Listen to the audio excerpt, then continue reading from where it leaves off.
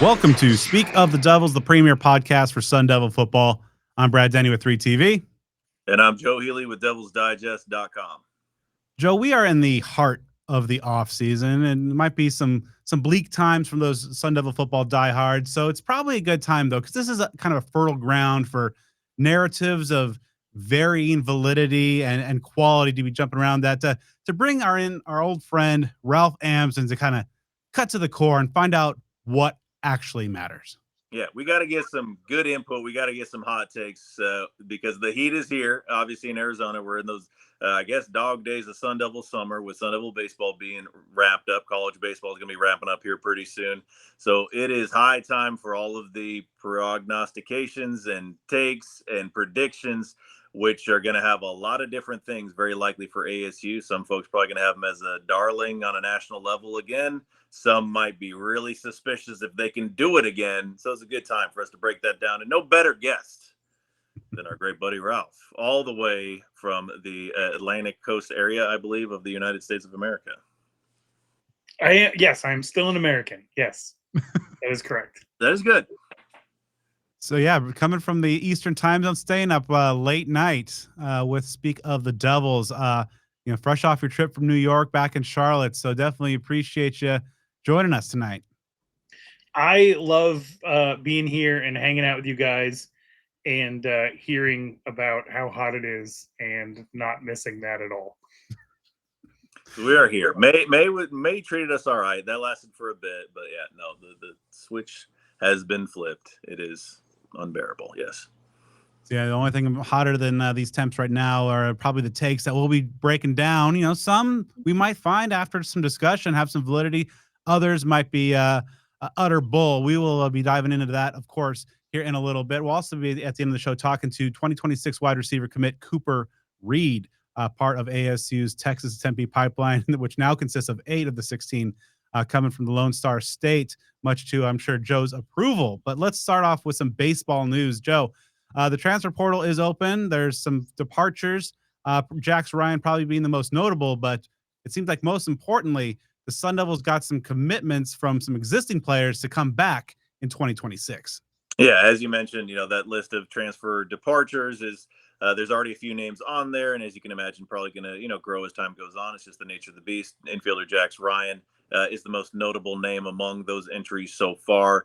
He played quite a bit throughout the season. His role increased as New Contradas went down due to injury, but even Ryan's role would decrease a little bit there. So it's not a major shock, even though ASU, if the players get drafted as expected, they're going to lose a lot of starters. So even with that being the case, ASU probably has other plans than Jax Ryan at his position. But yeah, the big news as far as that's concerned, relief pitcher Cole Carlone and Landon Harrison, the star freshman, neither of whom is draft eligible this year, both announced that they're going to return to ASU for 2026. Great news there, because ASU has just had its issues with keeping those high impact underclassmen in Sun Devil uniforms, whether it's Luke Hill a couple of years ago, Ethan Mendoza, Tommy Burns, these guys that left after, a standout year for Willie Bloomquist. It certainly doesn't hurt that both Hairston and Carlone are local guys. They went to Arizona high school, so that I'm sure helps keep them around. And I would anticipate that there's, a financial element too, but you know what, these are star players that are going to have pretty bright futures at the professional level. So you got to do what it takes to keep them around. Again, especially with ASU facing a massive overhaul in all likelihood, unless some unexpected players return from being drafted. These are two key pieces that you have to keep in place and build around. I'm a Jax Ryan fan, but the truth of the matter is him deciding to transfer is the second time he's left the yard this year. So this is why we have you on, Ralph. We've missed this cutting wit. Awesome. Now, if moving on to football, though, of course, the 2020 ASU's 2026 class continues to be among the nation's highest rated, and we recently picked up a trio of commitments. Let's start off with one that's coming the most working our way back. This one is very interesting.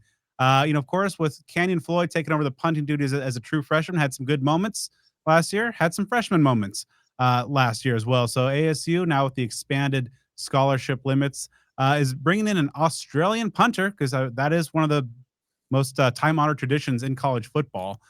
Bringing in Matt McKenzie, a former Aussie rules football player in his own right, to bring in some competition for Canyon Floyd. What's funny about this, it has nothing to do with football, is his last name is McKenzie. And when I hear McKenzie, I think of Bob and Doug McKenzie from the old like Strange Brew and those sort of things. Very deeply Canadian, and I love that as a child and still to this day. So I don't know, maybe he's got that in him as well. Again, that's all I really have to add. It sounds like he's gonna be doing rugby type of stuff, and I believe I read that might be something that ASU implements on a larger scale. I know Sun Devil fans probably have a little bit of trauma from rugby style punting of the past. I can just think of ones that have been blocked for horrifying outcomes. But yeah, I'm all aboard for getting Australian punters involved. We've seen what Utah's done over the years. That enough makes it intriguing for me. And this is a benefit, as folks have outlined, of the increased scholarship counts and all of that just new wave of college sports, is that you can just take more players at these positions and as specialists than you probably would have otherwise. When I think of if we're doing word association, when I think of McKenzie, I think of 13 different girls in my anthropology class who came on the first 2 days and then found someone to take notes for them and showed up for the final. I will tell you this: Australian rules punters have had a lot of success in college football. There's been a little bit of a weird scandal. I don't know if you guys have heard about this. The whole, I don't know if it's like pro way kicking out of Australia. There's guys who like finished college in Australia and then came and we're playing some NCAA football and have Miami have like a 7-year-old Australian punter. Was that? Yeah, I mean, technically you are that. This is how you end up with some 28-year-olds, some 32-year-olds. But I mean, what you're not allowed to do is to complete your education, because or even really start it, and then come to the States with full eligibility. So hope people are crossing their T's and dotting their lowercase J's on this one. But it's always good to have depth on this is a Wayne's World 2 reference. That is a Wayne's World. And you caught that. I'm going to make a few other movie references that you might not catch because you haven't lived up to your word to watch The Devil Wears Prada. But we'll get back into that.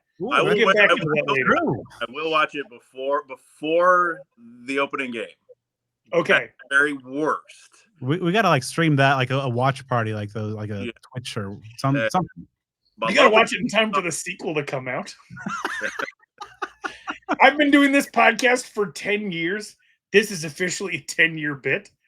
I would like for you to continue to not watch it, but I am genuinely afraid it will affect the outcome of the games moving forward if you squelch on this. So I do appreciate you catching the Wayne's World 2 reference, though. Yeah. I don't even know where we're going. All right, so I think that just basically, did we get the whole story there, Ralph?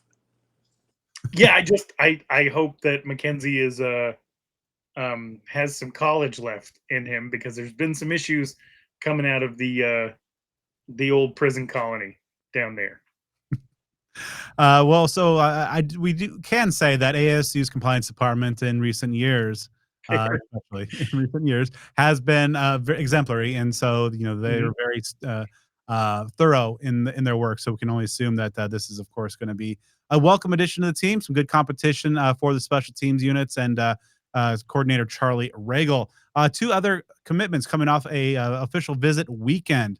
This first one coming off the junior college ranks. Siosiah Lapuaho from Garden City, Kansas, 6'5", 310-pounder, bringing in some experience, but also some family ties, as he's cousin of incoming freshman RJ.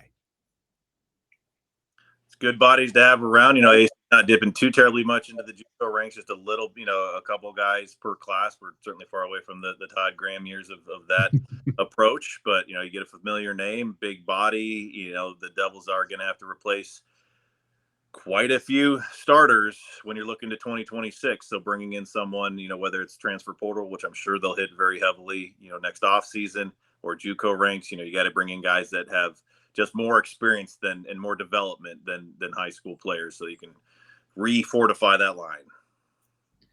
The one thing about Lapuaho is everybody who saw him in the spring out at Garden City, they seem to like him a lot. He had offers come in from Cal, from Arkansas, from Kansas State, from NC State. And so for Arizona State to win out here, that's big. He's got ready to go size. And it's not like this is just family ties. This is somebody who quite a few other schools with a penchant for running the football were after.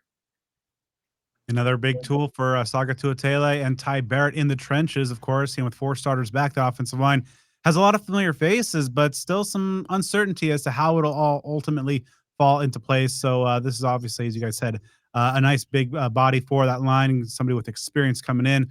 ASU then picked up another commitment over the weekend, this time on the defensive side of the ball. Ronald Derrick III from Waco, Texas, 6'5", 250-pounder, the 8th Texan of the 16 current verbal commits in ASU's 2026 class. Yeah, so ASU wrapping up the heavy emphasis in the state of Texas, and seems like they're kind of getting close to their limit. These commits keep coming in, and these official visit or just visit weekends have been highly productive. There could be more names down the road. So, man, it's just been one after the next. They might have this whole class pretty much put together before the season even starts. 2 of my favorite things in the world are from Waco, Texas, and I've been looking for a third for a long time. So I got a lot of high hopes in Ronald Derrick III. Also love people that go beyond junior. I'm the 4th. It's a thing. Yeah, I'm the 4th. 3 other people did this before me and thought it was a good idea to keep it going. I did not do that. I do think you have to be royalty to go beyond 4. Are the first and second things that you like from Waco, or is it Chip and Joanna, or what do you? No. I'm actually I'm not the handy one in my house, and so watching shows like that just make me feel inadequate instead of inspired. I'm a big Dr. Pepper fan. Is that a Waco thing? That's a Waco thing.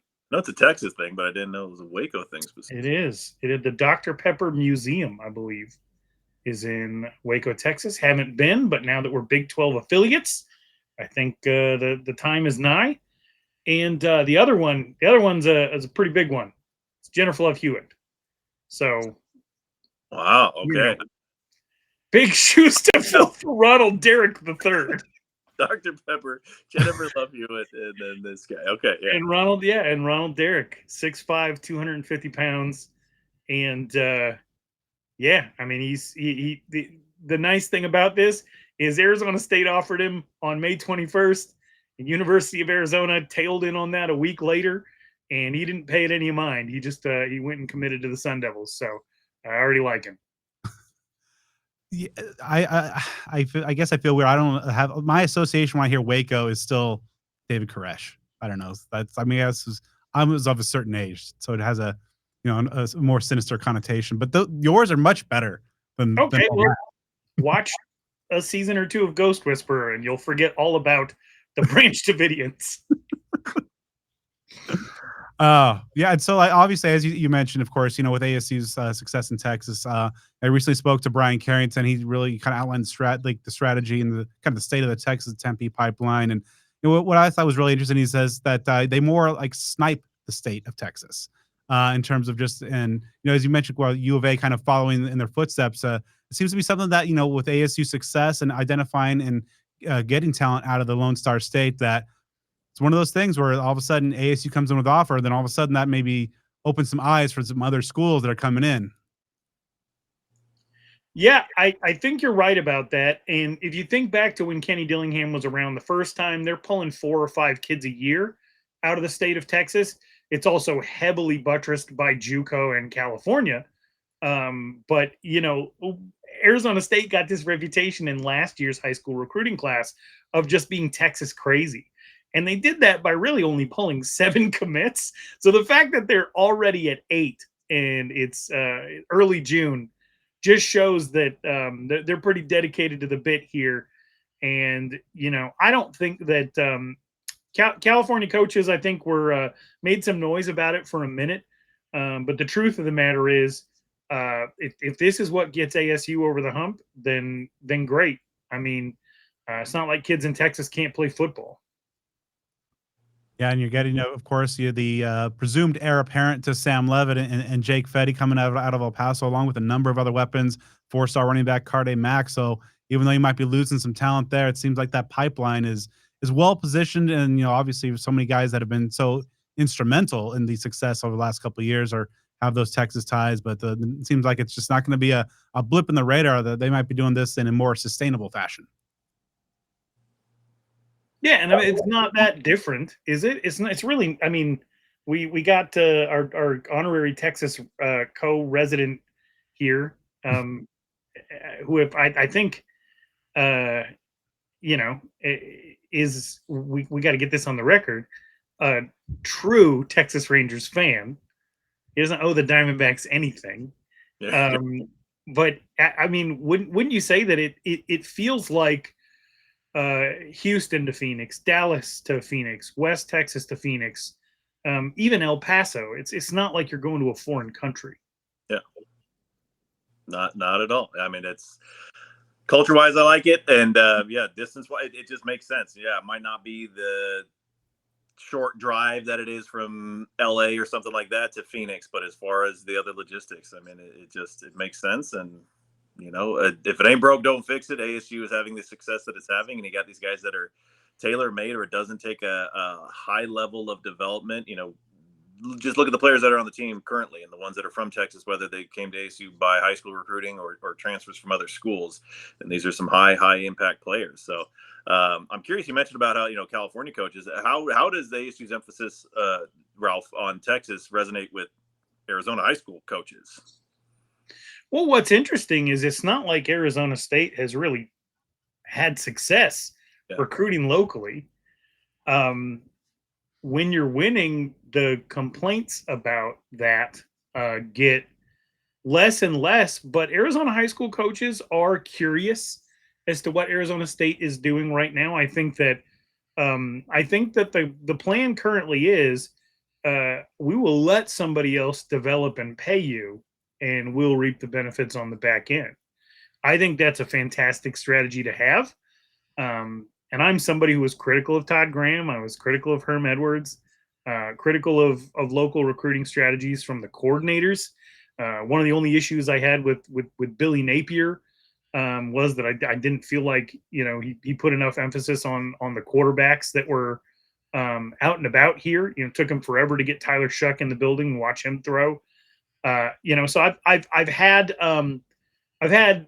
issue, and I feel like, even though I know some of the people on this coaching staff, I wouldn't have a problem disagreeing with their approach locally if I had a complaint. Now, are there some schools that are wondering what ASU is up to?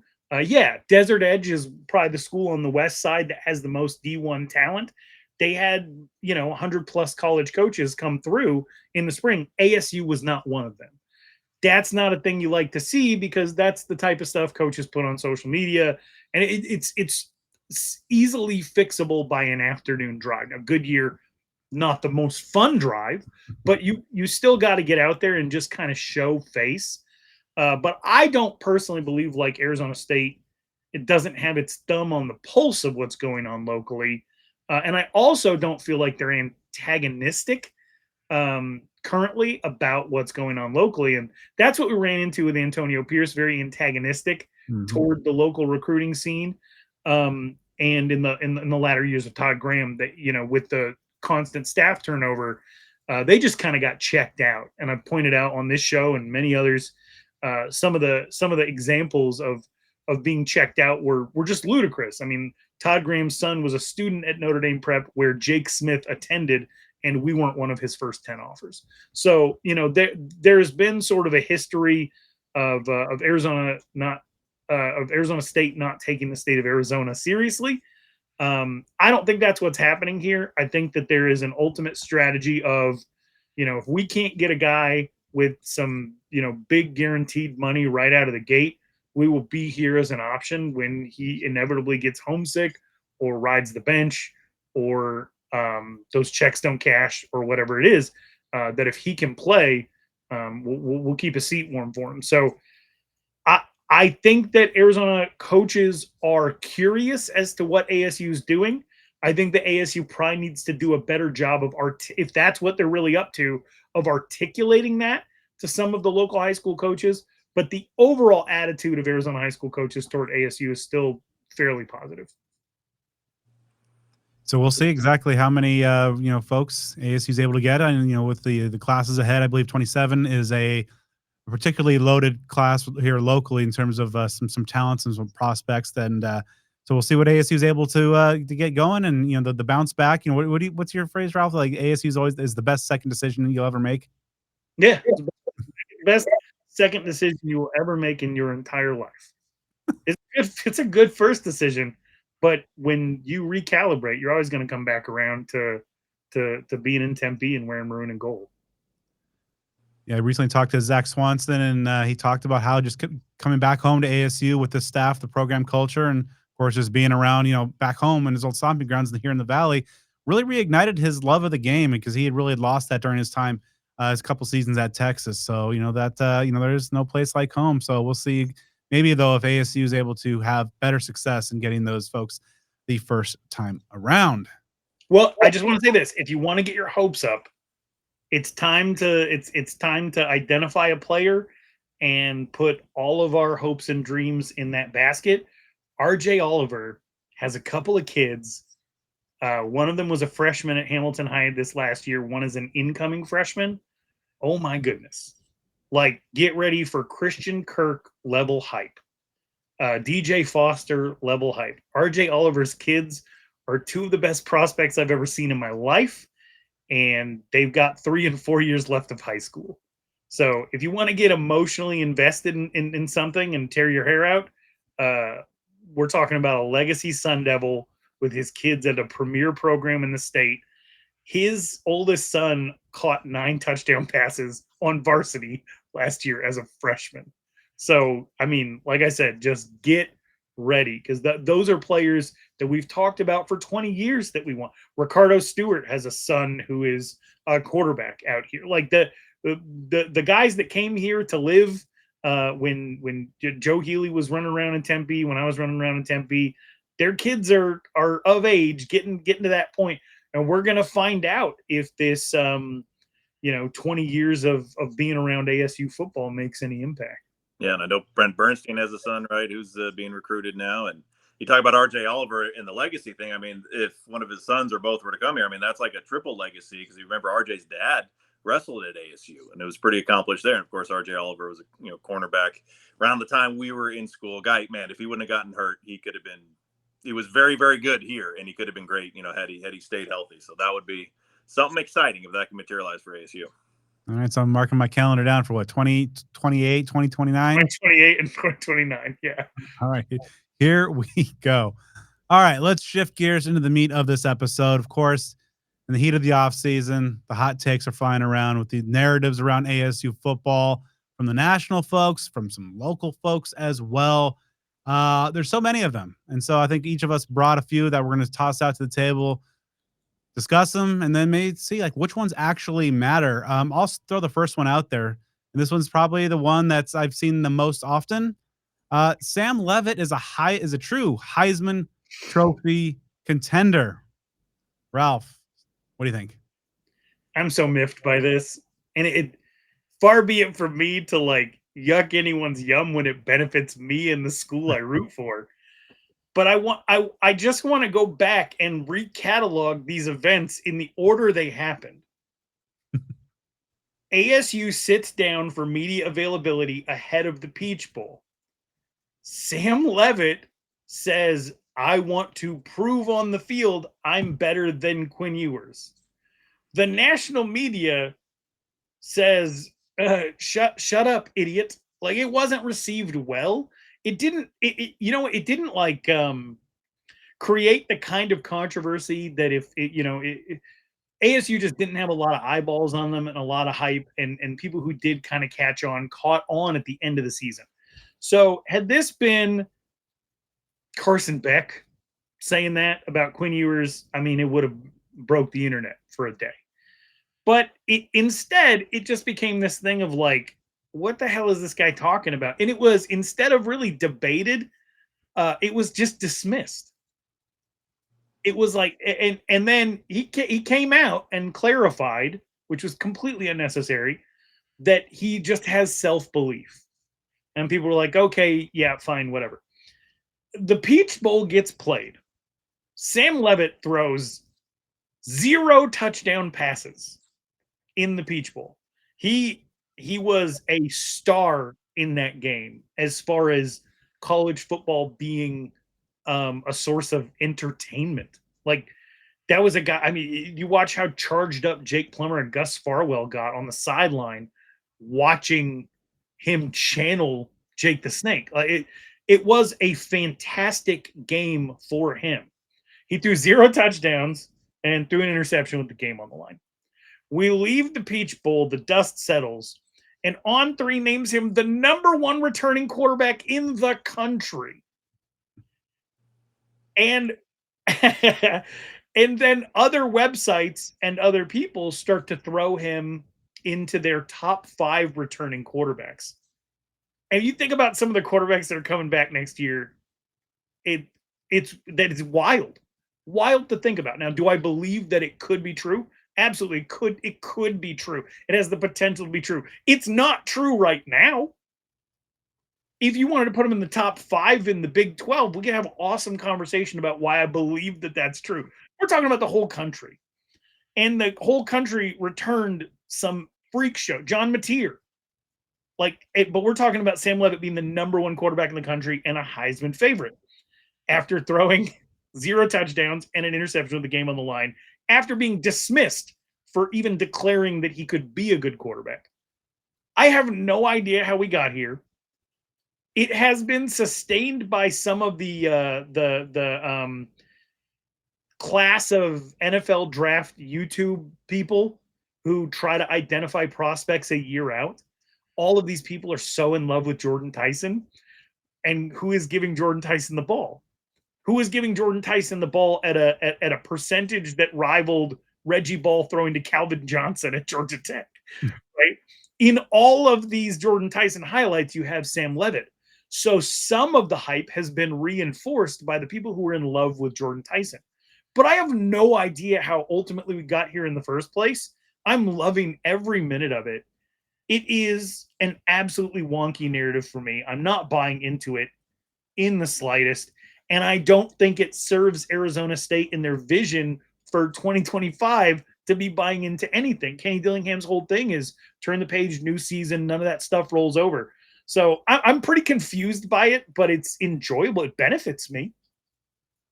Yeah, I think like for this topic specifically and the overall conversation, some of the things that Ralph just said resonate with me in terms of just not knowing how we got here. And I find myself too often just resorting to it's ASU and there's no possibility for good things, or at least not consistent good things. So the likelihood of catastrophe, it feels much greater than the likelihood of sustained success. But that's all, inside my head, and the battered fan syndrome of following the Sun Devils for so long. But my goodness, it's interesting to be on this side of the equation.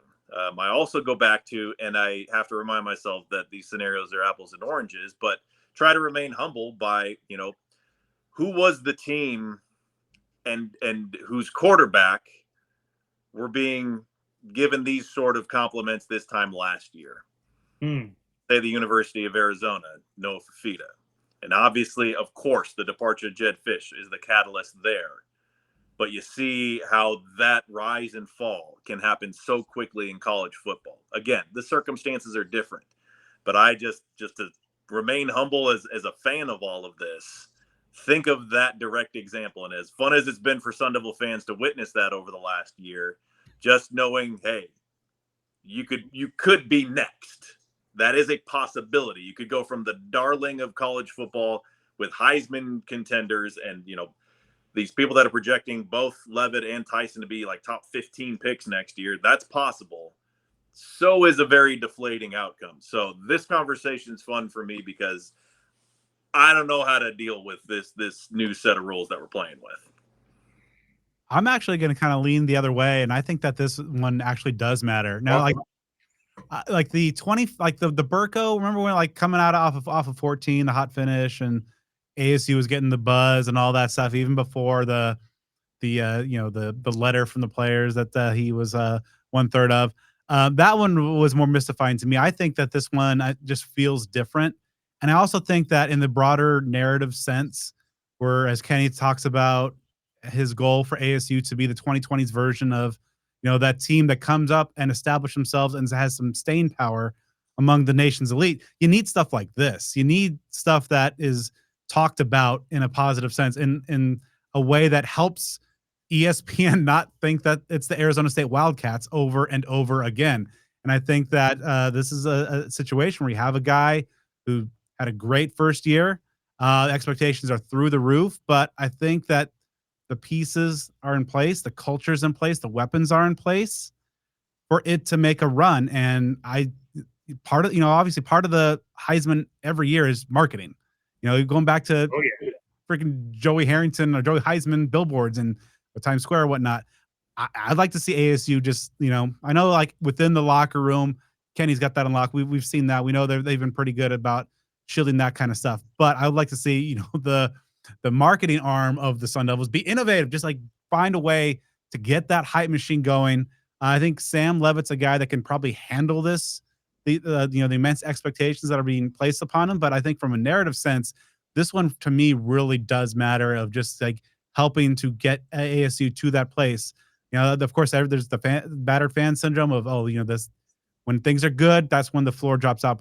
But to get to that place that Kenny Dillingham and ASU fans want him finally to be, and to take that step over the next 3-4 seasons of this is, I think, a significant building block in that direction. I'm thinking just inside my head, I'm kind of got this eating grin on my face, is how ASU fans would respond to that if Sun Devil Athletics did that big marketing push, which I agree. I mean, he's in the conversation by all means, like he's in the top level of the conversation. And if you're in that position, then yeah, you got to make that push, as far as the school's publicity is concerned. But my goodness, if he goes out and throws an incompletion on the first attempt of the season, people are going to blame ASU and the marketing and that sort of thing. But then, of course, if you don't do it and he plays as expected and he doesn't, win the award, then fans are going to be like, why didn't you market him in the first place? God bless the Sun Devil fan base. I think they should. I'm with Brad. I have the same worries that Joe does, that like he's going to go out there and not play well, and there's going to be some headline that's like, Sam Unleavened doesn't rise to the occasion or something super cool. That's that state press writer be still there. Yeah. But like I do believe that how often do we get to have this level of fun? And if it's going to be like one of those movie scenes where someone steps out onto the dance floor, they do an objectively dumb dance move, and all it takes is the right person stepping out next to them to the copy of the move. And then all of a sudden, everyone in the club goes from like, that's the dumbest thing I've ever seen to, I absolutely have to participate in this, right? So ASU got into the position of having some of the right people say what I believe to be is kind of a ludicrous thing. But at this point, like, I'm not going to be caught not saying the ludicrous thing. Sam Leavitt is winning the 2025 Heisman. And what's the running back one? The Doak Walker, he's getting that one too. And the Thorpe, because we're going to play him at corner. Also, he might get elected president of the United States in the middle of the season and then have to choose between duty to his college or duty to his country. You have no idea what's coming down the pike for Sam Leavitt. It could be absolutely anything. And what are you going to be, a hater? John announced he's retiring at the end of the year. Final match against Sam Leavitt for the championship there. I think that's got to be in the cards as well. But that's a guarantee. That's a certainty. Exactly. But I'll say this. I mean, and I've been thinking about it. Been following ASU athletics for over 30 years. I cannot think of a football player, and possibly not a Sun Devil athlete of any sport that I can think of, who entered a season of play with higher expectations levied upon him, I guess no pun intended, than Sam Leavitt. Even Jake Plummer, 95 to 96. Yes, he was an all Pac-10 quarterback for a 500 team. As far as someone with these high of expectations, I don't think that Terrell Suggs had it, N'Keal Harry had it. Again, these are legends and people that are revered, but as far as just the offseason chatter, and of course the social media being around now that it wasn't 15 plus years ago, it's a different thing. But I think Sam Leavitt has some expectations placed upon him that I have never seen for an individual player here.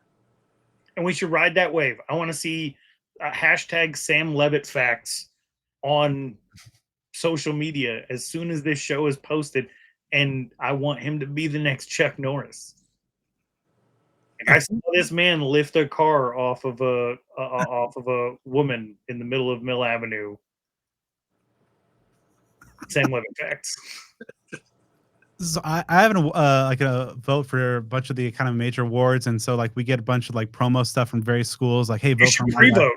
You should pre-vote right now because it's already locked up. Okay, yeah, I have Maxwell vote, so yeah, I'll throw it. But like Houston a few years ago, the Ed Oliver year, they sent every like award voter like an actual bobblehead. Like, he apparently had a pet horse, and like this like bobblehead of him riding on the horse like there, and like yeah, I mean, this is what year are we on in the Innovation Dynasty? 9, 10, 12? Like ASU innovates well, allegedly. Let's see it. Let's get the marketing gears going. I want holograms, let's really get into it. Like the Coachella Tupac stuff from years ago. We want Sam Leavitt to pop up into every like voter's office and with a personalized greeting, I think would be good. Yeah. He already gives like Cobra Kai villain vibes, so we should have like a whole sweep the leg situation. I mean, hopefully it ends better for us than it did for Cobra Kai. But whatever it is, get creative. Or are you spoiling the series? Because I haven't watched season 6 yet. Well, I haven't watched season 6, so if they end it the same way they ended the movie, that would be fun. I have no idea, but Johnny. But I do think like get weird, get fun, and lie. Whatever we got to do. It's already out there. It already is out there. And it's not baseless. I think that like there's like obviously he's proved to be one of the best young quarterbacks in the country. All the, as you mentioned, like the draft Twitter folks are already getting there. I mean, yeah, Brad gets it. Just say whatever. And I don't think ASU is that far off from just being kind of like that likable team nationally. I think that there's something there that if they follow up respectively this year, because there's that portion of people that that are BYU fans that just hate Kenny Dillingham, but I think most folks just kind of like the refreshing change of it. A lot of people are like not a lot of people want to see the Yankees and the Dodgers in the World Series again. That's why folks are talking about like this year's NBA Finals kind of is reminiscent of 2023 World Series with the Rangers and the Diamondbacks. Something new, not the same faces, not Ohio State every single year, Alabama every single year, Georgia every single year. So I think ASU is just real close to getting to that spot. Now that is, a steep climb and decline because you think about how popular like the Patriots were for a hot minute when they finally won one, and the Red Sox and the Chiefs when they finally won one. But then you start winning consistently and everybody hates you. So ASU, I think, can kind of become that darling again this year. I've used that word a few times now. And it could just be like the people's champion kind of thing. I mean, yeah, everybody liked Oregon in 2000s. And when Clemson made their ascent, they were fun. So, but yeah, I mean, and then, I'd like to be on the side of the dynasty. I wasn't alive for my team's dynasty in the NFL. So I'd like to be on that side for once, to be the hated. That would be fun. And I think that first step starts with Sam Leavitt hoisting or getting to New York, and then ESPN getting the school name right and mascot right. I think that's the second domino. Hey, congratulations to University of Arizona on their first Heisman winner, Sam Leavitt. Just a pre-congratulations, because there's no way they're getting that right. One day, Matt Berry will wield enough power over there. But I think, ultimately, you win consistently. They don't make that mistake on you anymore. All right, next narrative, Joe. What you got? What's one that's been on your radar for better or worse? I mean, I'll just go with the low-hanging fruit one that we got to, open with, and it's basically that ASU is a shell of itself from last year without Cam Skattebo, and that this is not a contender within the conference, much less on a national scale without him, and that that's good for 3 additional losses or something like that. And obviously, we don't know the answer to that. I certainly feel we're all confident that the gap is not going to be nearly as significant as some folks may predict, but we still have to see that because in all reality, of course, I mean, Scott was responsible for what he was responsible for last year. And there are those games that if he wasn't on the field, especially in the, earlier part of the season while Leavitt was developing, you don't know what the outcome could have been. It could have been a different season. It very likely would have without him. However, having the running backs they have and Leavitt's development, and if, Jordan Tyson's health, I think is kind of an underrated aspect of crucial nature to this season. But, the notion that ASU is a, 8-win ceiling team or something like that without Scat, is off the mark. But it is going to be the biggest thing to keep an eye on is how they replace him and how effective that is. You can't replace Skattebo, but you don't have to because we're not replaying the 2024 season.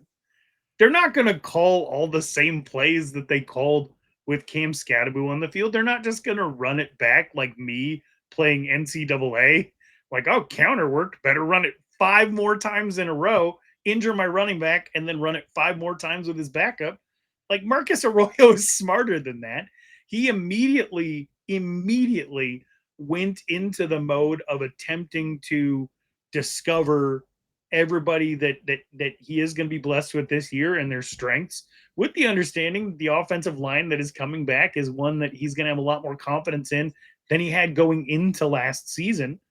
I don't know if you guys heard Marcus Arroyo on Yogi Roth's podcast, but he talked in pretty great detail about how excited he is to attempt to figure out what this offense is going to be like. So it's going to be a completely different situation. You're not going to see Kanye Udo or Raleek Brown having to try to break a bunch of tackles 3 yards behind the line of scrimmage because it's not going to be, unless they display that that's part of what they do, or Kyson Brown displays that that's part of what he does.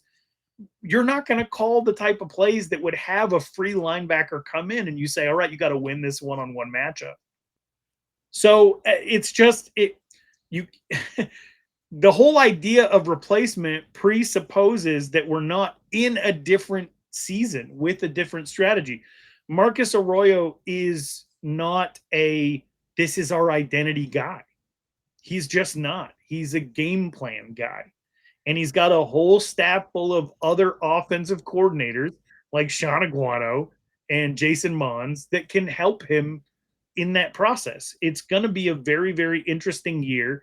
And I don't believe that it's like the whole Moneyball situation where we just have to replace the numbers in the aggregate. We're going to do what works. And if Sam Leavitt really is a Heisman contender, then we're not going to have to give the ball to a running back 230 times. In this scenario, I always think back to when Tennessee won the national championship in the late 90s. They won it the year after Peyton Manning left. They did with T. Martin, who, went on to an NFL career and coaching career, but that's not Peyton. T. Martin. So that's something that always resonates with me about a circumstance. If you have that superstar, generational talent, the departure of that person doesn't inherently mean that you're going to take a nosedive. How many great running backs has ASU lost? And then the next one that came in made you forget about those people for a year. Yeah, on a resume. After Demario Richard, Kalen Ballage, and that group. Oh no! How are we going to replace Joe Healey's production on the podcast? Well, that group with Kalen Ballage, Demario Richard, when they were out of school, Benjamin was the returning rusher.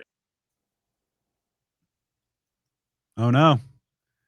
Well, I think you hit it on the head, Ralph, with the point there about the growth of Sam Leavitt. In the passing game should be much more dynamic. This is a deeper group of wide receivers.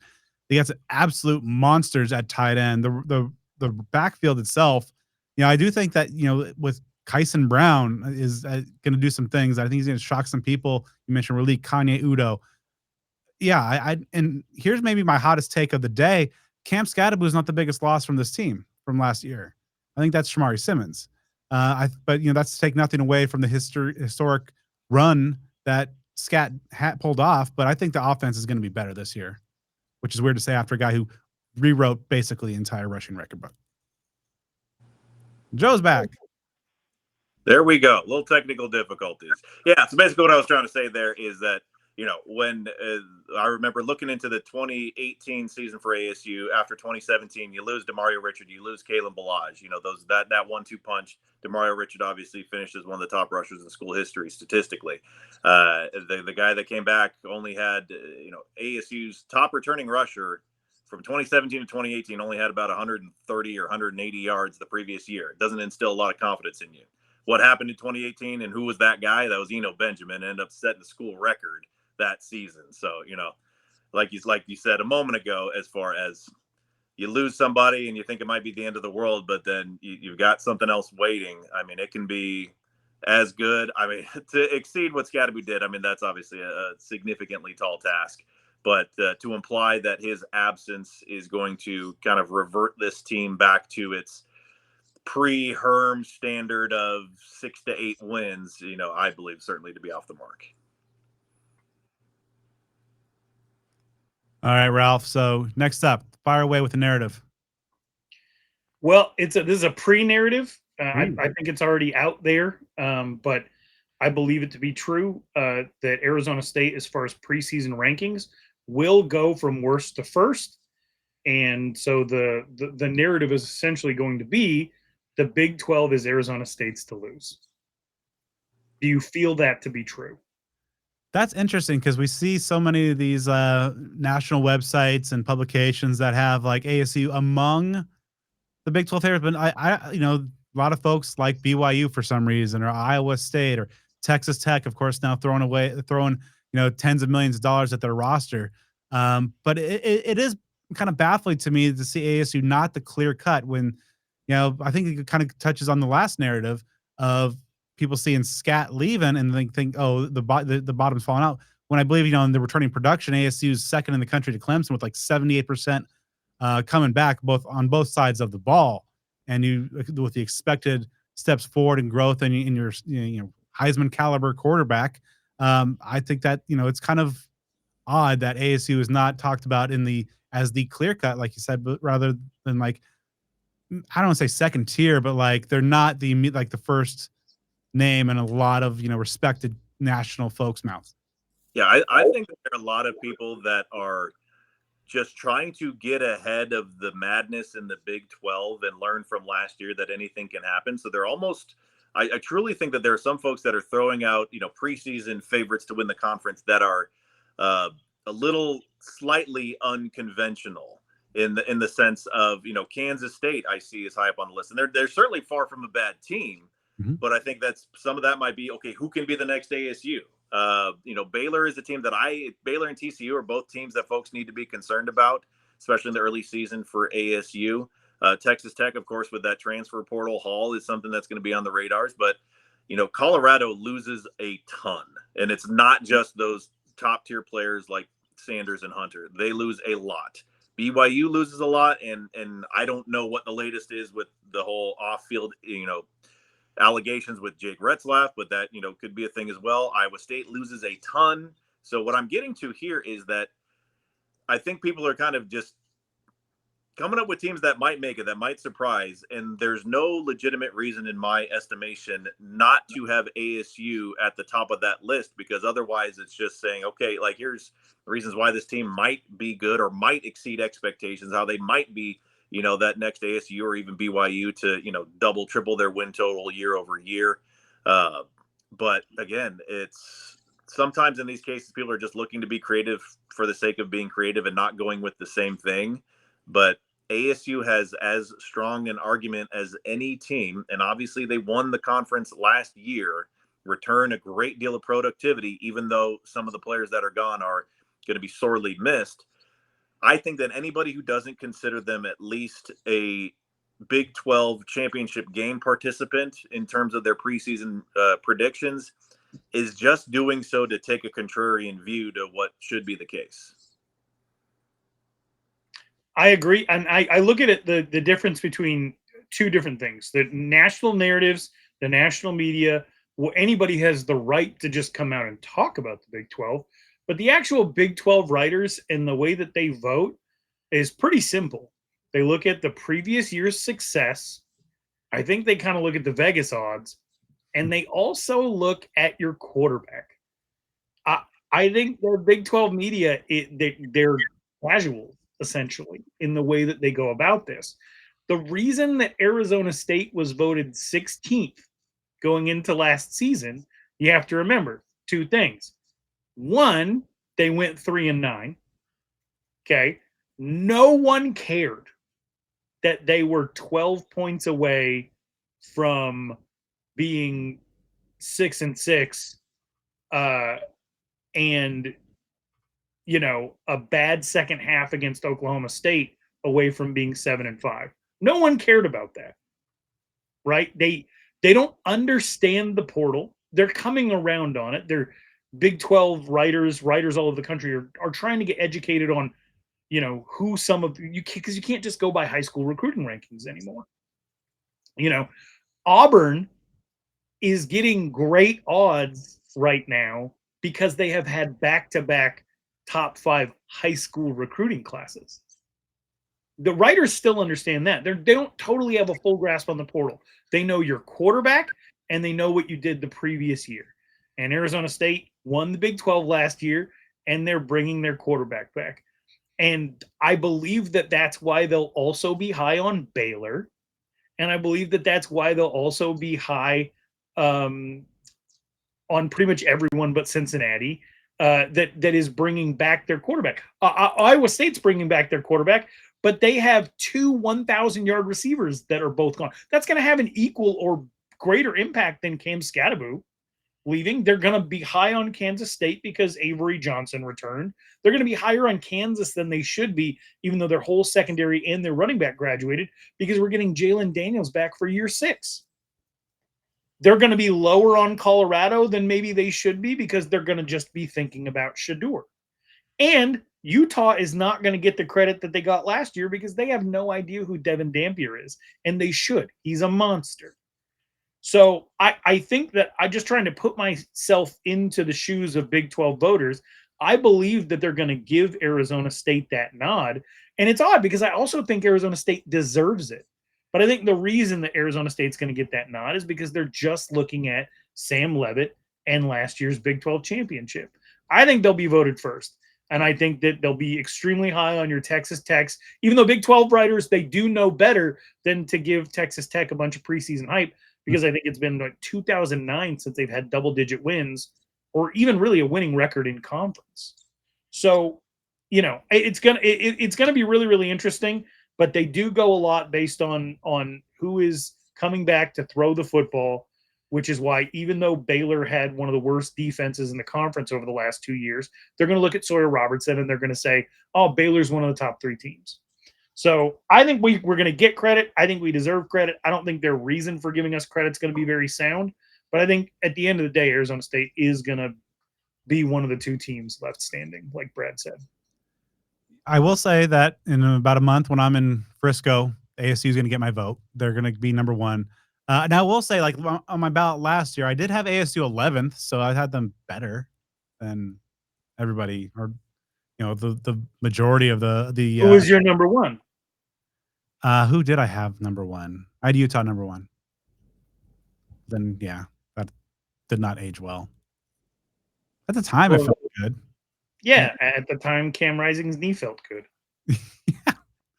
So, yeah, but I will say, yeah, I mean, I think they should. I don't think it's going to surprise anybody, but it's going to be interesting to see the pecking order behind because, yeah, it does seem like there are a lot of schools that are getting a lot of traction. I think Joe's onto something. Like, I think there's some folks in a conference that is historically kind of as wide open as any others, like the Big 12, and teams that can make the upward mobility is there, that people are just maybe trying to get a little ahead of the game so they look smart a year from now. Yeah, I mean, we'll look at how they handle Oklahoma State. That'll be the most interesting thing because they went, 0 in the conference after 13, 14 straight winning seasons. So if Oklahoma State is down toward the bottom, then we'll know. They're just being reactive based off of 2024. All right, so I'm going to throw another narrative out there. We've hit on a couple of mine already, or ones I had on this list already, but here's one that it's pretty interesting. Obviously, ASU last year was so good in one-score games and had a pretty good record in those type of situations, which is I think pretty remarkable for a team, coming off a 3-9 year. But this year, it seems like there's some folks in there among the doubt the Devils crowd that is thinking that there's a regression on the horizon for ASU, that they're not going to be nearly as potent in those one-score games. Again, with a conference that is pretty, has a lot of parity to it. What do you guys think about terms of just like ASU's potential to kind of regress to the mean a little bit in terms of their one-score game record? Yeah, I think if I'm not mistaken, I think they were 6-2 in those. I mean, they had many. Something is either 5-2, 6-2. They had 7 or 8 one-score games. Obviously, a very good record in that. And one of those losses was the final game of the season.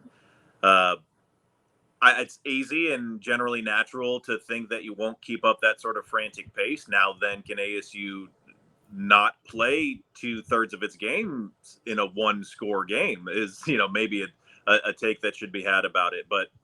What gives me confidence is, again, just what we've been talking about here. I would imagine that a lot of folks who think that ASU can't repeat that sort of thing are thinking about how great Cam Skattebo was in those late game situations when he was, running for clinching first downs against Mississippi State and that sort of thing. But you have a much improved Sam Leavitt, certainly significantly improved from that, first month or so of the season last year. And so that puts the onus of responsibility on him to be that general out there in those late game situations, like he did masterfully, against Kansas and whatnot. So it's hard to keep up, but I don't necessarily think that just because it's a new season means that ASU is not going to be able to succeed in that realm. For me, again, the biggest task is trying to avoid those one-score games, especially against inferior opponents. As we know, ASU had a little bit of a Jekyll and Hyde thing going on for a lot of last year, where it would play either a really good first half and then, put on the brakes on the second half, or vice versa. Complete games are going to be something I think need to be a point of emphasis. But again, just as far as the thought process that, okay, it's a new year and it's ASU, so they're not going to be as good at this thing as they were last year. I think the pieces are in place for them to be able to, succeed in those crunch time moments. I agree with Joe, and I also think that any narrative about one-score games when it comes to Arizona State's 2024 season is incredibly misleading, because we're calling the win over Utah a one-score game. It was 8 points. It was in hand. Like that to me, Arizona State's loss to Texas Tech and Utah's loss to Arizona State should be thrown out of those results. Right? So then let's get into the nitty-gritty of the loss to Texas. They dropped the ball on 2-point conversion, on the miscalled coverage. That could have just as easily been a victory, but it goes down as a loss for ASU according to circumstances that are out of ASU's control. BYU being a one-score game, they backdoored their way into that being a one-score game. They almost backdoored their way into winning. But they backdoored their way into that being a one-score game, much in the same way that Arizona State had the same circumstances against a Mississippi State team that they were up 30-3 against at one point.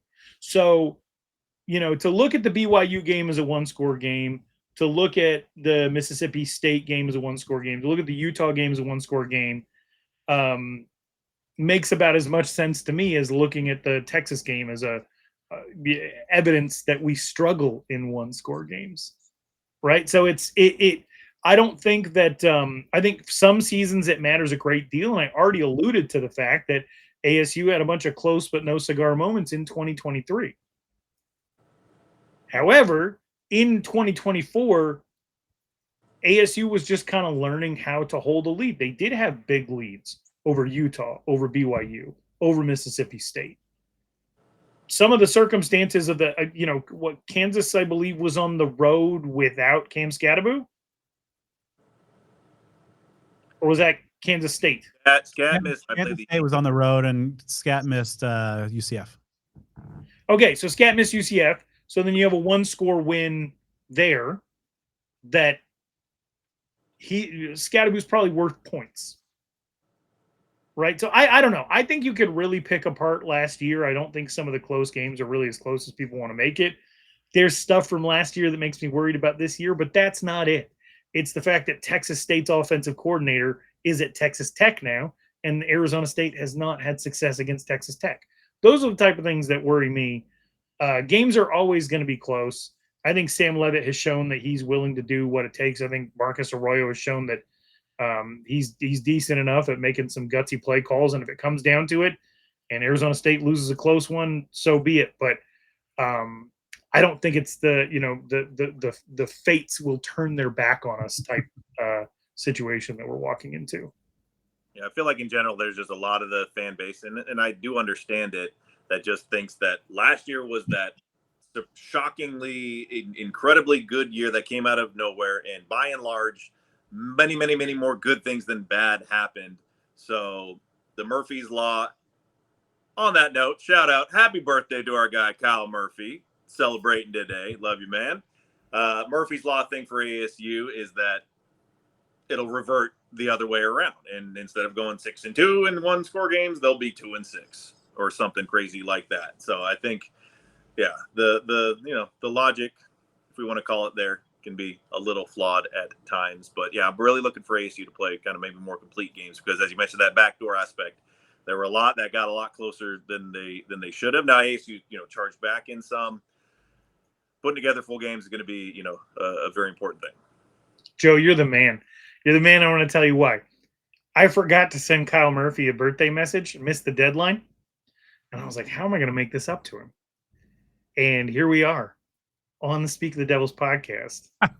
We look right in the camera and say, happy 50th, Kyle.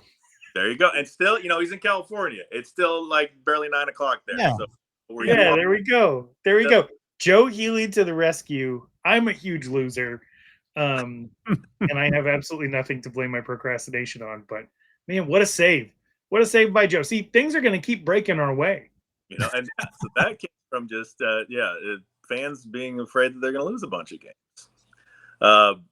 So I'll jump in with one as well. And so this is kind of a shift of what we've been talking about. Obviously, most of the points we've talked about so far are people maybe underestimating ASU or that sort of thing. This is a bit of a shift because, I've seen a lot of folks like on Twitter post the schedule and it's win, like those sort of game by game predictions. And I'm looking at like the month of September. I don't have the schedule in front of me if it's September, but basically those first 5 games, certainly those first 2 conference games, and the concern of ASU being able to make it undefeated through the first 5 games of the season, because you go to SEC. I get Mississippi State was terrible last year, but games in SEC country, that adds something to it. And then those first 2 conference games against Baylor and TCU, those are teams that are of the teams that people are thinking could be the next ASU. Those are prime candidates right there. And so I think that there are fans that are drastically underestimating the early part of the conference schedule and maybe even a little bit of the non-conference schedule, because I'll be very impressed if ASU is able to make it out of that first 5 game slate unscathed. There are no wins on this schedule. There are no wins on any schedule, right? Like we can't treat this like the NFL season where you just go through to get to your 9-8, which is easy for Brad every year. But like it's gonna be tough. Hey, have you thought about trying ayahuasca? If he gets us the 7th trophy, hell yes. We'll both do it while I watch Devil Wears Prada. Oh my gosh! Yes. Wait, did you just volunteer me to take ayahuasca? All 3 of us then. Okay, yeah. Whoa, this keeps expanding. We'll finally unlock the true meaning of the Devil Wears Prada. I guess if I have to do ayahuasca and watch The Devil Wears Prada with the 2 of you, I've spent nights doing less productive things. Go Steelers? ? But no, Well, your My wife's a Steelers God. fan too, right? Aaron likes the Steelers. She is. My wife is a Steelers fan. I'm There you go. interested to see how she processes all of this. But I do want to say this is the first time I've ever looked at ASU's schedule in my life, ever, and I haven't seen a loss. There are no wins. Nothing is guaranteed. You got to go earn it all. But I cannot give you a game on this schedule and say like, oh, I know we're losing that. And I've been able to do that with multiple games for as long as I've been an Arizona State fan and the schedule has come out. We're not winning against, USC when we go into a season with high expectations, or there's going to be a game in Eugene that something's going to get weird with, or we have a fresh. Even Utah up until last year. I mean, that last year I was thinking about what you said, and they were like Utah and Oklahoma State. I think were the games I'm like, there is no chance that ASU's winning these two games. Like in the preseason when we thought 7, like those are the two, no chance right there. My guaranteed L was Kansas State. Yeah. Manhattan on November 27th. Or in November. Manhattan in November, guaranteed L. And I was, I was wrong, but it went along with every season I've ever looked at. And this season I look at the schedule and I'm like, all right, well, a lot of tough ones. There's no wins. You got to earn those, but I don't see a loss. There's not a game I point to and I'm like, well, that's not happening for us. And I've never felt this way before, ever. So I can't go down there throwing W's in, but this feels like the most opportunity Arizona State's ever had to do something really wild, ever.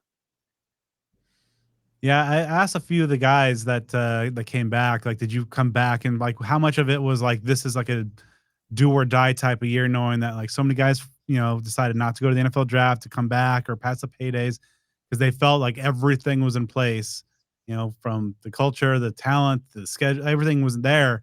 And some of those guys, yeah, it's a factor. It's on their mind. They understand what's ahead and the opportunity that's there. And I do think that the September is pretty tough, and that is like what is it? It's the Baylor's the opener on the road against a team that is going to be getting a lot of hype. And I feel better at obviously at home, and any home game ASU always seems to have that extra level, but that if they fall at Baylor, then I think that's going to take a lot of the air out of the balloon, at least nationally, pretty quick.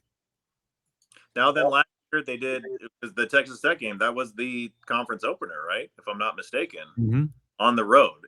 After that pretty thrilling victory at Texas State, that got a little weird at the end. So, that shows you that obviously, even if that were to go the other direction, that a lot can still come from it, of course. But yeah, I think getting inside the head of the Sun Devil fan base, hopefully that they kind of read up about the teams and see that ASU is going to have some challenges there. Because I think even Utah, there might be a buy-in there. Utah, I think, is the third conference game, and that'll be on the road. And that's a team, you talked about the added Dampier. That Utah, I think, is really in like a, they might be at risk at things slipping away. I'm of the thought process leaning toward belief of guys like Whittingham and Gundy from Oklahoma State. The game may have passed these guys by. So, there might be some desperation at Utah. So again, some big games out of the gate for ASU. I agree with Ralph is that I'm not looking at any of these and saying, okay, yeah, that's the team that ASU can't beat. This is not, that Oregon team that you pretty much can count as an L, and most USC teams and, the Washington teams that had high level success. The Big 12, just as it was last year, there's going to be some chaos. There's going to be some disorder.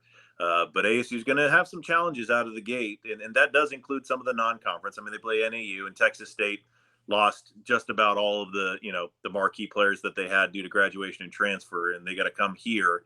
So I think it's a different team than the one that ASU played that gave them all they could handle last year. Mississippi State's kind of a wild card. They did some things in the transfer portal, and going to SEC territory is not easy. So again, if there are fans that think that ASU might be able to kind of sleepwalk through like 6 or 7 or 8-0 start, I don't foresee that to be the case. That's not to say they can't have that outcome. They're just going to be challenged in doing so.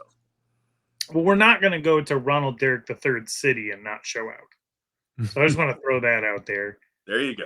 We're not going to go out to Waco and have the potential that the third build star from the Garfield movie behind Bill Murray and Breckin Meyer could possibly be in the crowd in the city of her birth and not have Sam Leavitt throw 5 touchdowns. That's just not happening. So that's the one thing that I know that we're going to Waco. We're gonna show up.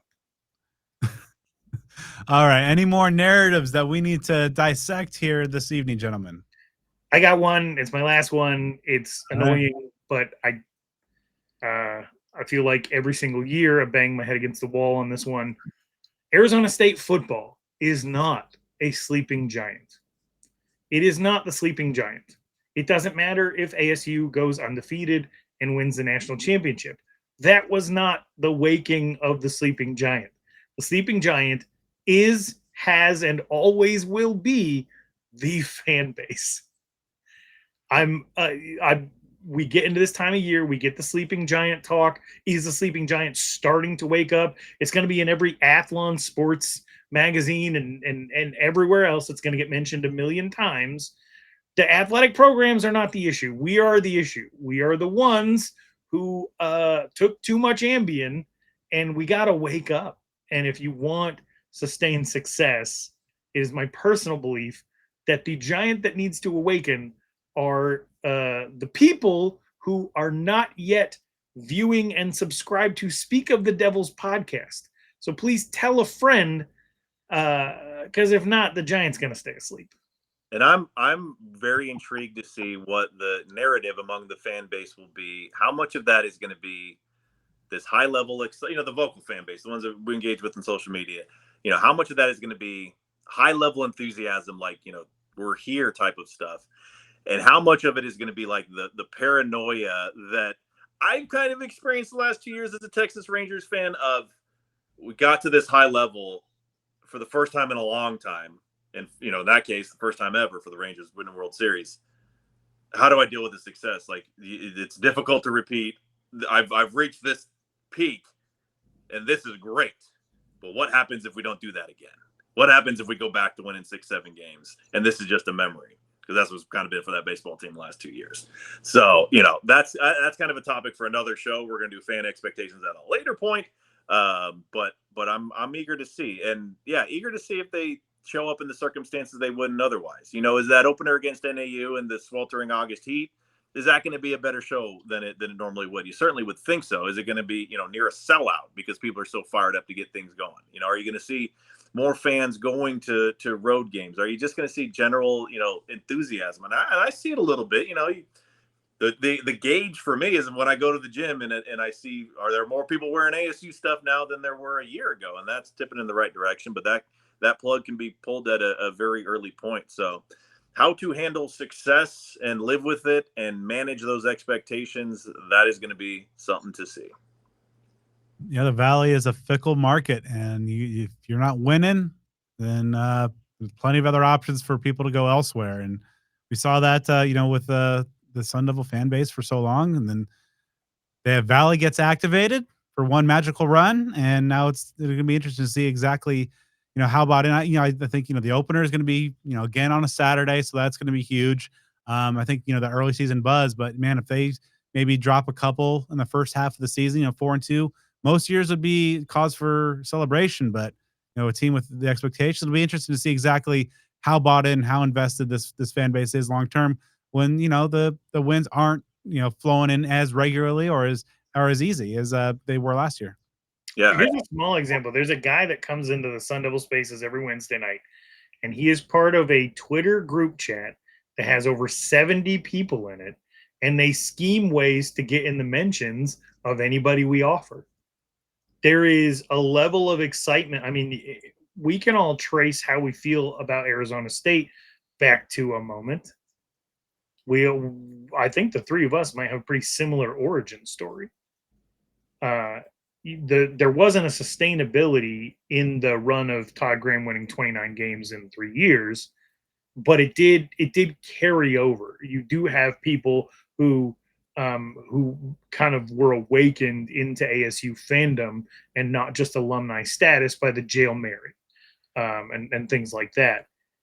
This last year was such a pivotal moment for so many young fans that I think there is going to be a lot of energy, and it's going to be from people who say like skibbity and words I don't understand, and who have the Minecraft movie memorized. Like they're wearing Jinkos again.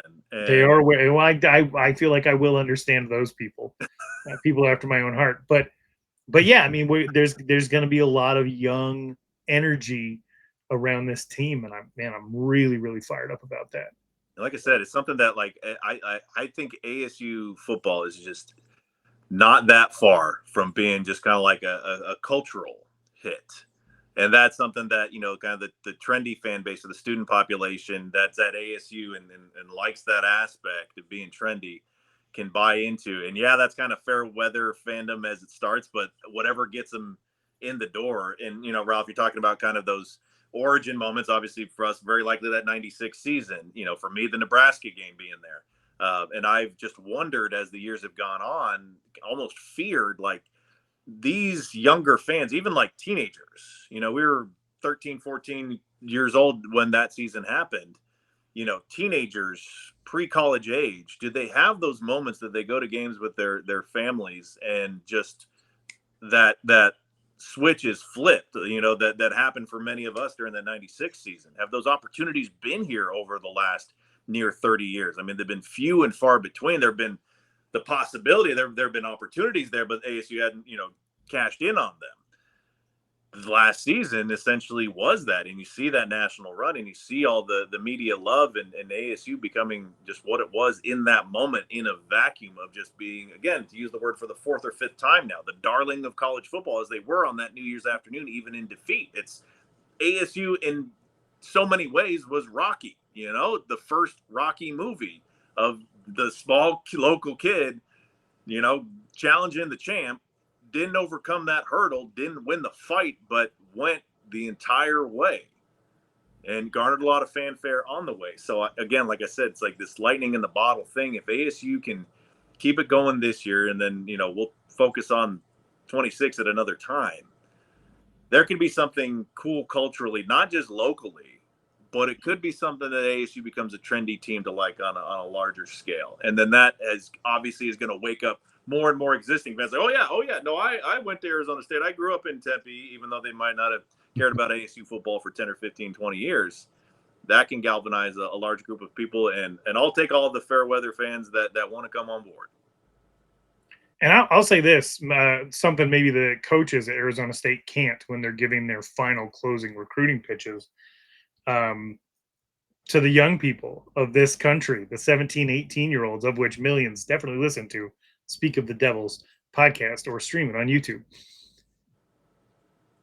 Let's assume that we've pretty much speed run the end of society, and there's only 4 or 5 years left on this planet.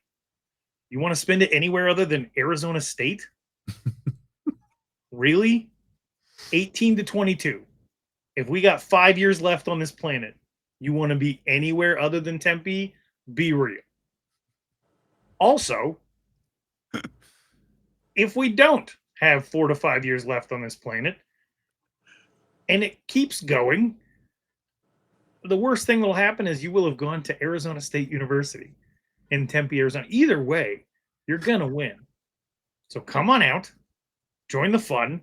We're having our moment. Joe's right. We are absolutely having our moment. The Armageddon recruiting plan. Here for it. I mean, at least 6 years. We've got to get the Oliver kids in there in the door first, and then the world can. That's right. Optimism from Brad Denny. Societal optimism. 2035, or something like that. Yeah. Well. So am I the longest, I guess, tied to, because, Joe, I know 96 is your origin. Ralph, is that kind of your start of the ties to the Sun Devils? Yeah, man. Double-digit wins for Wyoming and ASU. It was quite a year. For football it was. For basketball, my first baseball memory is very, very vague of the Mike Kelly days, which I think was like 1990, if I'm not mistaken. And then ASU basketball with Headache Smith, and then the Sweet 16 run. I was just a bigger baseball and basketball fan. Football was kind of like I think I was growing up in the 80s and 90s. I think just a lot of kids were basketball and baseball fans a little bit bigger. But I went to some games before that. I distinctly remember watching John Baker kick. I'm like, this guy doesn't have a shoe on and he's kicking. Interesting. And then, but yeah, the 96 as far as like diving in and like, all right, this is what I'm going to commit a portion of the next 30 years of my life to, plus that was, 90. Interesting. Okay. Because, my dad was an ASU alum, and my first ASU memory kind of got me was the yellow jersey game. So I remember being a kid and it was like 89 and being very confused because like that's not what I saw. I've been watching on TV all these years. And my dad had to explain what was actually going on. But yeah, so I like the Mario Bennett years were, or not Mario Bennett, Mario Bates, excuse me. So those were some of those formative years for me. No, I'm just like Joe. I thought ASU basketball was so cool. Didn't even know they had a football team, and then '96 happened, and I saw Jake Plummer and Pat Tillman play football, and I was from there on forward sentenced to a life of knowing the names of multiple punters on the roster. Well, that's a hell of a ride, and it's been, and we'll see exactly where this roller coaster takes us in the year ahead. Any more last call for narratives, or I think we've covered a lot of good ground tonight. I think we're good for now. All right, so before we close things out here, there's a good conversation I had recently with ASU 2026 wide receiver commit Cooper Reid. All right, Cooper, let's start off with the big question. Ultimately, why was Arizona State the right place for you? I feel like the culture there, just like everybody around the program, the coaches, the fans, everybody around the program is just really energetic, and it just felt like home from the get-go. So during your recruitment process and having some time in Tempe, meeting these people face to face, seeing the facilities up close, what were some of the things that made the biggest impression to you during those times when you got to actually be in the midst of Sun Devil country? Probably like I said, like the coaches and stuff, like Coach Dillingham and Coach Ward. Coach Dillingham's got a plan. He's got a plan for the next couple of years, and I want to be a part of what ASU has to like for that plan. I want to be a part of it. So that's why I ultimately chose ASU. Speaking of Coach Dillingham, obviously still one of the younger coaches in the entire country, a guy full of energy, wants his players to have a lot of fun while also working really hard. From a player's perspective, what's it like having a coach, on the younger side that also has that mix of having fun, but also putting in that hard work? That's a big thing that I like about him so much. I feel like I can relate to him. Definitely because of the age factor, definitely because he's younger, but also because of how energetic he is. Not to say that other coaches are not energetic, but some of these older guys aren't as energetic as Coach Dillingham is, and I really appreciate that, and I really like how he is really involved in everything that we do up there. Of course, your future position coach here in Tempe, a guy who has a pretty good resume in the sport, and Hines Ward with 1,000 catches in the league, Super Bowl MVP on his mantle, couple of Super Bowl rings. What really jumps out to you about Hines Ward, and what excites you most about learning from him over the next few years? I mean, the name kind of speaks for itself, like you just said. I'm really excited to learn from a guy like him who's been through it himself, and I really think that like he can teach me more than other coaches because he's been through it already, and he's done it at the highest level, and he's competed at the highest level and started at the highest level. You can't beat him. And he has a saying, no block, no rock. Of course, receivers like to put up big numbers, and which you have certainly done. How do you feel that, putting in that kind of dirty work, the stuff that doesn't show up in the box score, is how much of that is a part of your game? That's a big part of my game. For as big as I am, it's kind of difficult to get down with these little corners sometimes, but it's definitely a part of my game that I really harp on and I really enjoy, honestly. Like when I get to go out there and I get a little corner in front of me, I get happy when I have to block them. So I'm really excited that he goes into that a lot because it is an important factor of the game. If we got the running back going in power and he breaks one and we're not blocking, he's getting tackled by the corner. You know what I mean? So receivers blocking is definitely something that goes unnoticed sometimes, but it's a very big part of the game. Of course, you were a commit during the season last year, and of course, ultimately seeing your future team go on the run that they did, winning the conference title. going to the Beach Bowl like that. What was it like? Just kind of how did that after you made your decision, seeing that continued success, kind of almost like validate your decision in a way. Yeah, that was super cool. I mean, I already knew that they were going to do it. I knew from the get go. I chose the right school. I chose the right team. These guys are family, and they treat each other like family. And when you have a bond like that, it's really hard to get beat. Of course, you're the latest in a long line that's now been flowing really well for the Texas to Tempe pipeline. What's it mean to be going to a destination that obviously places so much emphasis and priority on your home state, but also knowing that there's going to be a whole lot of Texans on that roster with you? Yeah, it's super cool. I mean, I have a lot of guys like Jake Fetty, the QB. He's also from Texas. We stay in contact a lot. Carday, the running back, he's from Atascocita. He's close to me. It's super cool to see that all these guys that are in the state that I live in are going up there, and we're all going to work together. What makes guys from Texas different? Obviously, the high school football there is just, it's different than anywhere else. But a guy that's played his ball in Texas, what do you think sets a Texan apart? I mean, like you said, it's the best Texas high school football is number one out here, man. I like the high school football out here is different. The stadiums are bigger, the fans are louder, the games are bigger. Everything is better in Texas. That's why it's just a big deal out here. Everybody, the whole town, like my town's a little town, but everybody pulls up to the games. So it's different out here. So for any ASU fans that might not have caught your film or seen you in action, give our viewers and listeners a scouting report on the skill set you bring to an offense. I'm a big guy. I'm a one-on-one target. I can go up and get that thing, and don't skip out on the blocking because I'll sit your ass on the ground. During the process and getting to know this Sun Devil offense, and with obviously Kenny Dillingham has had great success. Marcus Arroyo is one of the best OCs in the country. What really jumps out to you about the offensive scheme that the Sun Devils like to run? It's pro-like. It's very advanced.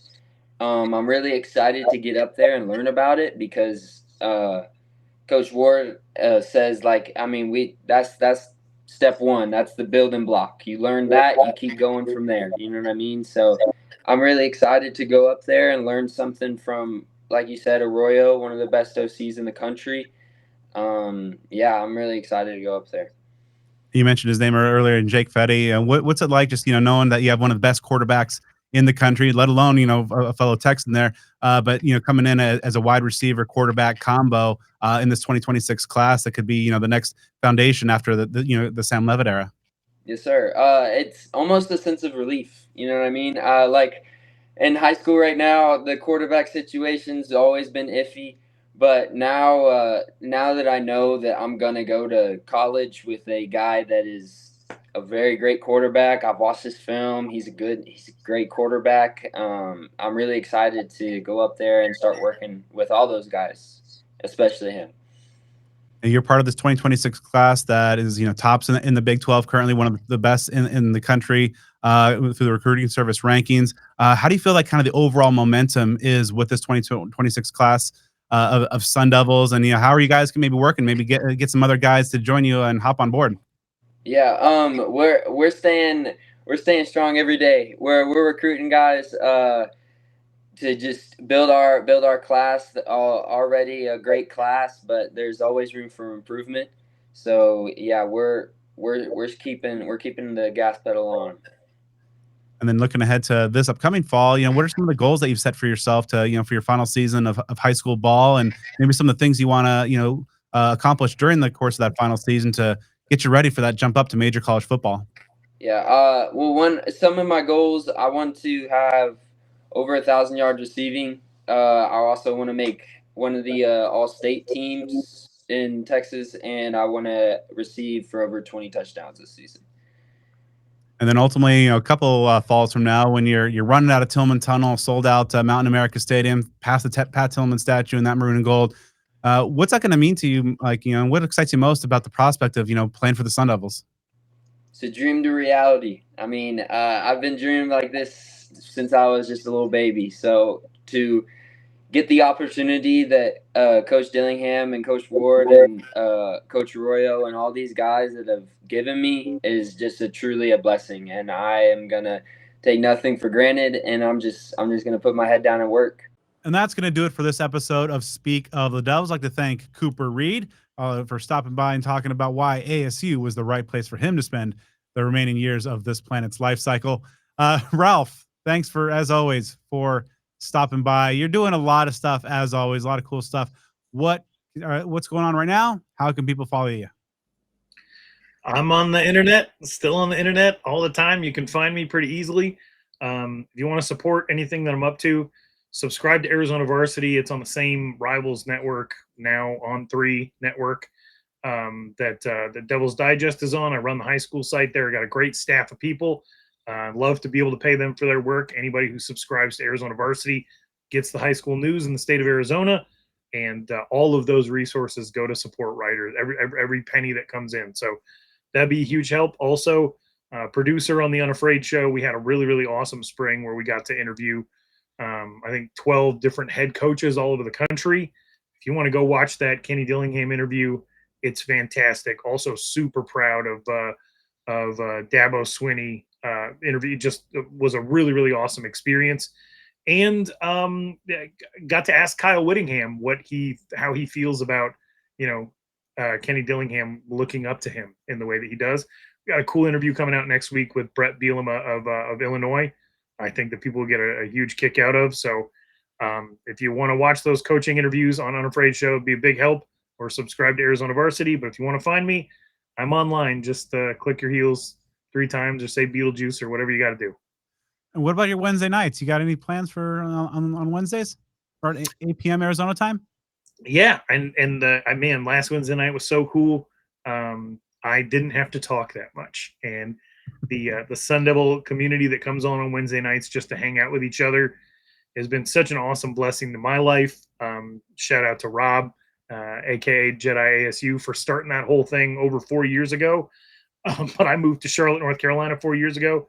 And it's really been my lifeline and staying plugged into the Sun Devil community. Sometimes we have 150 people in there. Sometimes we have 45, but usually it's the same 20 to 25 people chiming in. And it just feels like a meeting. Feels like a little Sun Devils Anonymous. So feel free to jump in there and give your take and hang out. It's just a great place to be with fellow Sun Devils, 8 p.m. every Wednesday night. Yeah, so give him a follow at Ralph Amsden on Twitter. Yeah, Sun Devil Spaces. I have hockey on Wednesday nights, but kind of usually coincides with when I'm leaving the rink. So from driving Peoria down to Uptown Phoenix, it's I get to tune in and hear a lot of great takes. A lot of it is just like hanging out at a sports bar, listening to some dedicated folks just talk ball and what this program, this university means to them. Can I ask you a personal question since you brought up hockey? Fire away. Okay, you play goalie, right? Yeah. Championship game tomorrow night, actually. Oh, congratulations. Best of luck. Break a leg, metaphorically. Okay, so strange question for one man to ask another man. As someone who is a hockey goalie, who has entered into the prime of your life, Jesus. Are your groins just like always really sore? Do you just like walk around with groin pain? No. So what's weird is I really never stretch that much, but now that I'm on the wrong side of 40, or maybe on the seasoned side of 40, the knees are like Thursday mornings are rough. Okay, heard it here first. Speak of the Devils podcast. Brad Denny, strong groins. Good groins, bad knees. Follow us for more groin-related content. On Twitter at SOTD Podcast, on Instagram and Speak of the Devil. Subscribe on YouTube. Follow us on Facebook and give me a follow on all things social media, in which the groin talk is kept to a minimum at BDenny29. And yeah, I'll try to keep the groin stuff limited as well. Joe Healey 42, and of course to support our incredible sponsors that are upstanding individuals and organizations, kind of unlike us. Burrito Express, the Spaghetti Shack, devilsdigest.com, Cactus Sports, Jones Auto Group, and Sun Devil Family Charities. As well as Home Field Apparel. Use offer code SUN24, that's SUN24, at homefieldapparel.com. Get 15% off your first order with the good brand. Make sure you give us a 5-star review on the podcast platform of your choice. Joe and I will be back next week as we draw perhaps 1 week closer to the ayahuasca infused Devil Wears Prada rewatch. It's going to be a good time. We'll be talking all things Sun Devil sports.